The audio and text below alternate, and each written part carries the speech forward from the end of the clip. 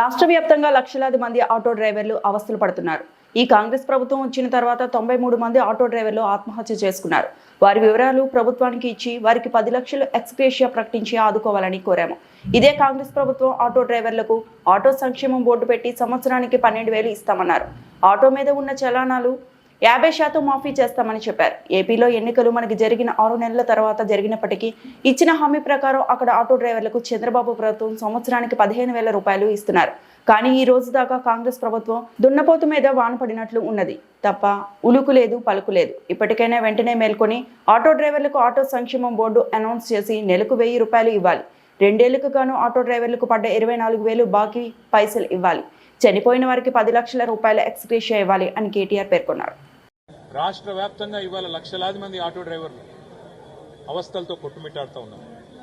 ఇప్పటికే ఈ కాంగ్రెస్ ప్రభుత్వం వచ్చిన తర్వాత 93 మంది ఆటో డ్రైవర్లు ఆత్మహత్య చేసుకున్న విషయాన్ని కూడా మేము ప్రభుత్వం దృష్టికి కూడా అసెంబ్లీలో కూడా తీసుకొచ్చినాం.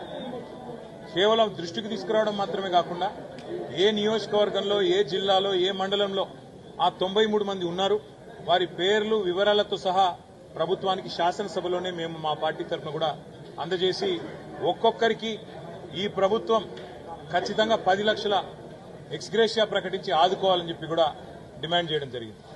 ఎందుకు అంటే ఇదే ప్రభుత్వం, ఇదే కాంగ్రెస్ పార్టీ ఎలక్షన్లకు ముందు అరిచేతిలో వైకుంఠం చూపెట్టింది ఆటో నడుపుకునే అన్నదమ్ములకి. మీకోసం ఒక ఆటో డ్రైవర్ల సంక్షేమ బోర్డు పెడతామని, బోర్డు పెట్టడమే కాకుండా ప్రతి ఆటో మీద ఉన్న చలాన్లు 50% మాఫీ చేస్తామని, అట్లాగే ప్రతి ఒక్కరికి కొత్తగా ఇంకా బీమా సౌకర్యాన్ని పెంచుతామని, ఆటో సంక్షేమ బోర్డు పెట్టి నెలకు 1,000 రూపాయలు కనీసంగా సంవత్సరానికి 12,000 అదనంగా మీకు ఇస్తామని, ఇట్లా రకరకాల వాగ్దానాలతో రంగుల కళ లాంటి సినిమాను రాష్ట్ర వ్యాప్తంగా ఉండే ఆటో డ్రైవర్లకు చూపెట్టింది కాంగ్రెస్ ప్రభుత్వం. కానీ ఈరోజు వాస్తవ పరిస్థితి ఏంటి అంటే 93 మంది మరణించినా, శాసనసభలో నిలదీసినా, నష్టపరిహారం ఇవ్వాలని డిమాండ్ చేసినా దున్నపోతు మీద వానబడ్డట్టున్నది తప్ప కనీసం ఇప్పటిదాకా ఉలుకు లేదు, పలుకు లేదు, స్పందన లేదు. ఒక్క ఆటో డ్రైవర్ను కూడా ఈ ప్రభుత్వం ఇప్పటివరకు 2 ఏళ్లలో ఆదుకున్న పాపాన పోలేదు. ఆటో డ్రైవర్లకు సంక్షేమ బోర్డు అన్నారు, దాని ఊసు కూడా లేదు.